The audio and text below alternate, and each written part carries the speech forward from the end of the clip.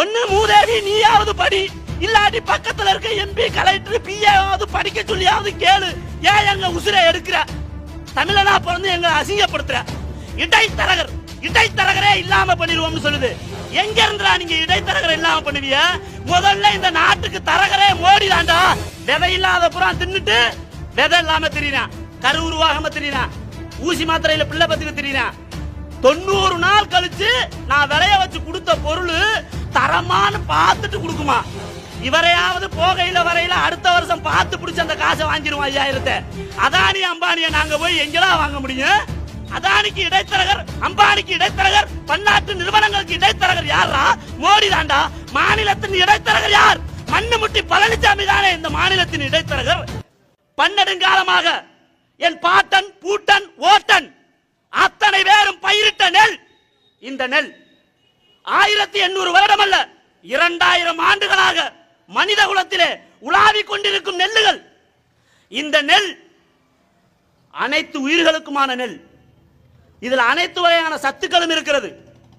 இந்த மாதிரி நெல்லுகளை மக்கள் பயிரிடக்கூடாது என்றுதான் ஒரு கார்ப்பரேட் நிறுவனம் வந்தோடனே என்ன செய்யும்? மான்சோண்டோ நிறுவனம்ங்கிற விதையை கொடுக்கும். அந்த விதை என்ன மாதிரி விதை? மரபணு மாற்றப்பட்ட விதை. மரபணு மாற்றப்பட்ட விதைனா என்ன?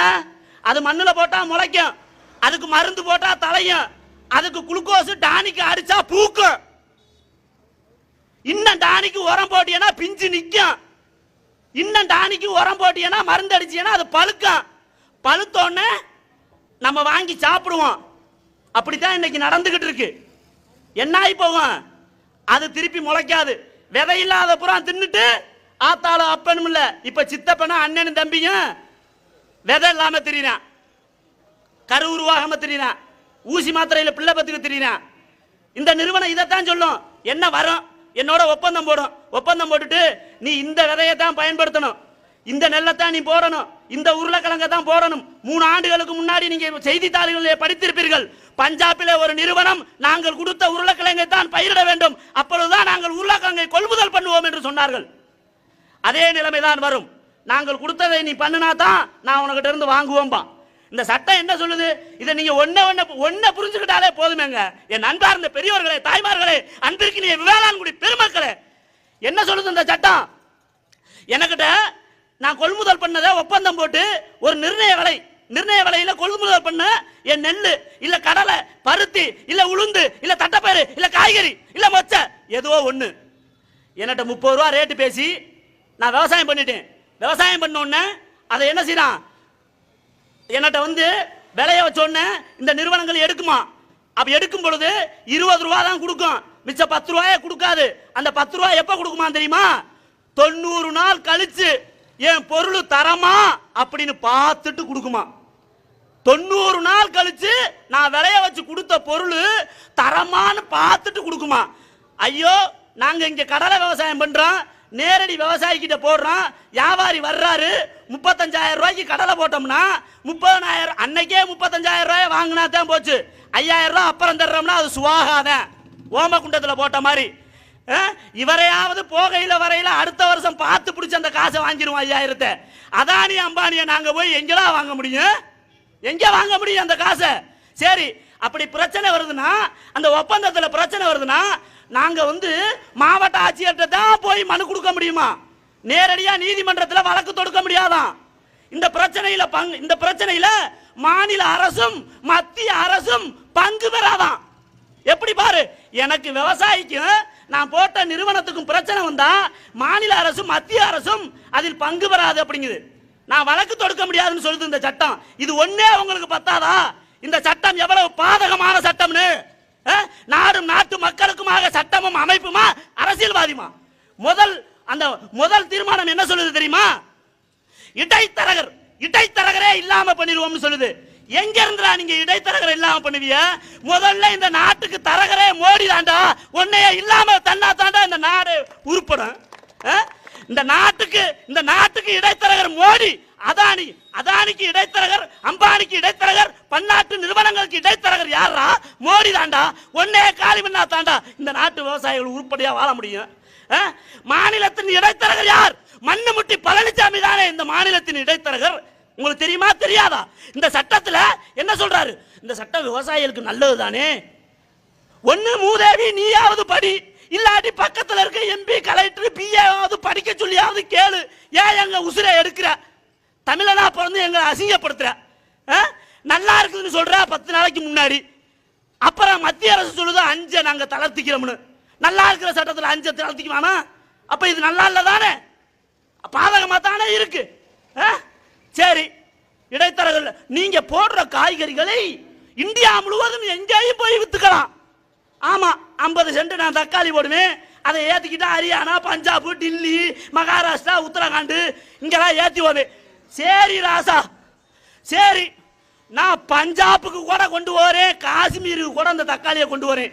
ஏண்டா டீ கடைக்கு பிறந்த டீ கடை டீ வித்த பண்ணார, நீ இத்தனை நான் காஷ்மீருக்கு கூட என் தக்காளியை நான் கொண்டு வரேன். ஒரு சுங்கச்சாவடியில் கூட அதுக்கு வசூல் பண்ண மாட்டோம்னு நீ சத்தியம் பண்ணி கொடு, இல்லாட்டி ஒப்பந்தம் கொடு, சொல்லு, நான் கொண்டு வர தயார். நீ தான் சென்னைக்கு கொண்டு வரதுக்கே 50 டோல் கட்டு வச்சிருக்கிறிய. இங்க விவசாயிக்கிட்ட 20 ரூபாய்க்கு வாங்கினா 20 ரூபா டோல் கட்டில் கொடுத்து சென்னையில் இருக்க விவசாயி வாங்கி சாப்பிட்றவன் 40 ரூபாய்க்குல வாங்கி சாப்பிட வேண்டிய இருக்குது. விவசாயிக்கு பிரச்சனை தாண்டா, காலம் பூரா பிரச்சனை. எப்படி பிரச்சனை? நான் உழைக்கிற மாடு மாதிரி என் முதுகுல உட்காந்து உறிஞ்சி சாப்பிடுற அந்த உறிஞ்சி சாப்பிடுற உண்ணிய தாண்டா இந்த அரசியல்வாதிகளும் பன்னாட்டு நிறுவனங்களும். எங்களை நல்லா இருக்கணும்னு நினைச்சிருந்தா இந்த சட்டம் எப்படி கொண்டு வந்திருக்கணும்? என் அன்பு மக்களை என்ன செஞ்சிருக்கணும் இந்த சட்டத்தில்? என்ன இங்க ஆள் இல்லையா? விவசாயம் பண்ண ஆள் இல்லையா? இல்ல இங்க என்ன படிச்ச பிள்ளைகள் இல்லையா? இல்ல அக்கா தங்கச்சி வேலை இல்லாம எத்தனை பேரா இருக்கா? என்ன செஞ்சிருக்க நீ? என்ன செஞ்சிருக்கணும்? இந்த சட்டத்தை எப்படிங்க செஞ்சிருக்கணும்? அரசு கொள்முதல் பண்ணும், அனைத்து காய்கறிகளையும் தானியங்களையும் அரசே கொள்முதல் பண்ணும், விற்பனை நிலையங்களை கூடுதலாக அரசே திறக்கும், பதப்படுத்தும் கிடங்குகளை அரசே கட்டி கொடுக்கும் அப்படின்னு சொல்லி இருந்தா விவசாயி வாழத்துக்கு நீ திட்டம் போட்டிருக்கான அர்த்தம். இன்னைக்கு நீ மசோதாவை ஏத்துற, அங்க ஒரு பெருச்சாலி அதானி நான் 9.5 மில்லியன் டன்னு பாதுகாக்கிறதுக்கு நான் குடோன்னு கட்டிட்டோம்ங்கிறேன். அப்ப இந்த சட்டம் விவசாயிக்காண்டி இல்ல, நீ அதானிக்காண்டி தான் இந்த சட்டம். எனக்காண்டி சட்டம்ங்கிறியா? ஒரு தனிநபர் இந்த நாட்டில் 9.5 மெட்ரிக் டன் உணவு தானியத்தை பாதுகாக்கிறது கட்ட முடியும்னா அரசாங்கம்ங்கிறது, அரசாங்கத்தில் இருக்க எம்பி எம்எல்ஏ இந்த இங்க இருக்கிற மேலவை கீழவை இது பூரா என்னத்துக்கடா சினிமா நடிகர்களுக்கு சிறைக்கிறதுக்காரா வச்சிருக்கிய? நீங்களா எதுக்குடா ஓட்டு போட்டு போயிருக்கிய? எனக்காண்டி சட்டம் போடுறதுக்கு இல்லாம எவனோ ஒருத்தனுக்காண்டி சட்டம் போடுறிய? என் அன்பு மக்களே, யாருக்காக இவர்கள்? நமக்காண்டியா? அதானிக்கும் அம்பானிக்கும் என்ன நீ வச்சிருக்கிற? என்ன வச்சிருக்க நாட்டில்? எல்லாத்தையுமே வித்துட்ட. போக்குவரத்தை வித்துட்ட, தொடர்வண்டி நிலையத்தை வித்துட்ட, துறைமுகத்தை வித்துட்ட, கச்சா எண்ணெயை வித்துட்ட. யாரை பார்த்து இடைத்தரகர்? நீங்க தாண்டா இடைத்தரகர்.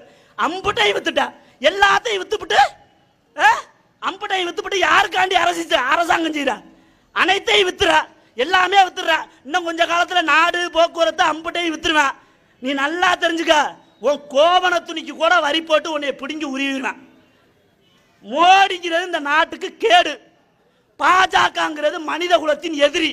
பிஜேபிங்கிற ஒரு கட்சி ஒரு மண்ணில் இருக்குது அப்படின்னா அது இந்த நாட்டுக்கும் நாட்டு மக்களுக்கும் பெரும் ஆபத்தான ஒண்ணு. அவனுக்கு அரசியலே என்ன தெரியுமா? பக்கத்து நாடு பாகிஸ்தான், இல்லாட்டி மாட்டு கோமயம். இப்ப புதுசா கிளம்பி வந்திருக்காங்க, வெற்றிவேல் வீரவேல், வெற்றிவேல் வீரவேல்னு வேலை தூக்கி எடுத்துறாங்க. வேலுங்கிறதுக்கு உனக்கு என்னமா சம்பந்தம் இருக்கா? அது எங்க பாட்டை முருகனோடது வேலு. உனக்கு தொடத்துக்க கூட அருகதை இல்லை. அதை தூக்கி அரசியல் பண்ணி பார்க்கிற உன்னால முடியாது ராஜா, முடியாது.